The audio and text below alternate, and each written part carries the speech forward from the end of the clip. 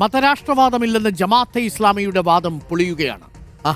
ആരാധന പൂർത്തിയാകണമെങ്കിൽ പോലും ഇസ്ലാമിക രാഷ്ട്രം വരണമെന്ന് ജമാഅത്തെ ഇസ്ലാമി ഷൂറ അംഗം ഷെയ്ഖ് മുഹമ്മദ് കാരക്കുന്നിന്റെ പ്രസംഗം. ഇങ്ങനെയൊന്നും അല്ലല്ലോ നേരത്തെ പറഞ്ഞത്.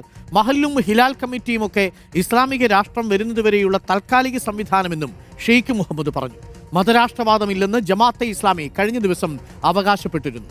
2016 ജമാഅത്തെ ഇസ്ലാമിയുടെ പിന്തുണ സ്വീകരിച്ചിരുന്നതായി കെ മുരളീധരനും വെളിപ്പെടുത്തിയിരുന്നു. ആദ്യം നമുക്ക് ആ പ്രസംഗം ഒന്ന് കേൾക്കാം. ഷെയ്ഖ് മുഹമ്മദ് കാരക്കുന്നിന്റെ പഴയ പ്രസംഗം. അതിനു മുൻപ് നമ്മുടെ പഴയ നിലപാടും നമുക്കൊന്ന് കാണാം. അപ്പോൾ ആരാധനാകർമ്മങ്ങൾ പോലും അതിനെ പൂർണ്ണതയോടെ തികവോടെ പെർഫെക്ഷനോടുകൂടി നിർവഹിക്കണമെങ്കിൽ ഒരു ഇസ്ലാമിക രാഷ്ട്രം ഭരണകൂടമുണ്ട്. ഇല്ലാത്തപ്പോഴുള്ള ബദൽ സംവിധാനമാണ് നമ്മുടെ നാട്ടിലെ ഹിലാൽ കമ്മിറ്റിയും അല്ലെങ്കിൽ ഹിലാൽ കമ്മിറ്റിയും നമ്മുടെ നാട്ടിലാവുന്ന സക്കാത്ത് കമ്മിറ്റികളും സക്കാത്ത് ഫൗണ്ടേഷനും അതുപോലെ തന്നെ പള്ളി മഹല്ല് ജമാഅത്തുമൊക്കെ.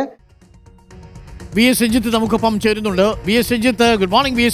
വി എസ് രഞ്ജിത്ത്, ഈ അമീറുമായിട്ട് സംസാരിക്കുമ്പോൾ പറഞ്ഞത് ഇങ്ങനെയൊന്നും അല്ലല്ലോ. ജമാഅത്തെ മതരാഷ്ട്രവാദത്തെ പിന്തുണയ്ക്കുന്നില്ല, മൗദൂദി ആശയങ്ങൾ പിൻപറ്റുന്നില്ല, അങ്ങനെ എന്തൊക്കെ കാര്യങ്ങളായിരുന്നു. പക്ഷേ ഇപ്പോൾ ഷൂറ അംഗം തന്നെ ഇക്കാര്യങ്ങളൊക്കെ പൊളിച്ചടുക്കിയിട്ടുണ്ട്. മതരാഷ്ട്രം വരണം, മതരാഷ്ട്രം വന്നാലേ ആരാധനകളൊക്കെ പൂർണ്ണമാവുകയുള്ളൂ, ബാക്കിയെല്ലാം ശിർക്കത്താണ് എന്നൊക്കെയാണ് പറയുന്നത് അല്ലേ വി എസ് രഞ്ജിത്ത്? ഈ അഭിപ്രായങ്ങളിൽ വ്യത്യാസമുണ്ട്, വൈരുദ്ധ്യമുണ്ട് എന്നുള്ളത് വ്യക്തമാവുകയല്ലേ വി എസ് രഞ്ജിത്ത്? ഡോക്ടർ, 2019 അന്നത്തെ അമീറായിട്ടുള്ള ആരിഫ് അലി ഇവരുടെ ഭരണഘടന തിരുത്തിയെന്നും മതരാഷ്ട്രവാദം ഉപേക്ഷിച്ചുവെന്നുമൊക്കെ പറയുന്നത്. അതിനുശേഷമാണ് UDF-ഉമായിട്ടൊക്കെ പലതരത്തിലുള്ള സഹകരണങ്ങൾ ഉണ്ടായിട്ടുള്ളത്. കെ മുരളീധരൻ ഉൾപ്പെടെ തുറന്നു പറയുന്നു 2016 തിരഞ്ഞെടുപ്പിൽ എനിക്ക് പിന്തുണ കിട്ടിയിട്ടുണ്ട് എന്നുള്ള കാര്യത്തിൽ. ആ പിന്തുണ സ്വീകരിക്കുന്നതും മുസ്ലിം കോർഡിനേഷൻ കമ്മിറ്റിയിൽ ജമാഅത്തെ ഇസ്ലാമിയെ ഉൾപ്പെടുത്തുന്നതുമെല്ലാം ഇവർ മതരാഷ്ട്രവാദം ഉപേക്ഷിച്ചു എന്ന് 2019 പറയുന്നതിൻ്റെ അടിസ്ഥാനത്തിലാണ്.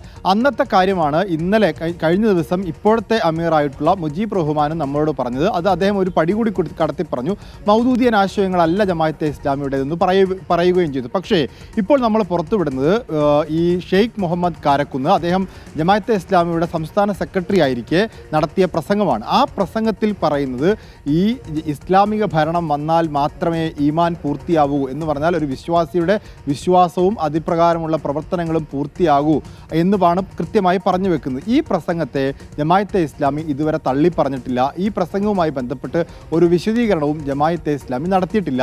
ഈ അന്നത്തെ സെക്രട്ടറി ആയിരുന്ന ഷെയ്ഖ് മുഹമ്മദ് കാരക്കുന്ന് ഇന്നിപ്പോൾ ജമാഅത്തെ ഇസ്ലാമിയുടെ ഷൂറ കമ്മിറ്റിയിലെ മുതിർന്ന അംഗവുമാണ്.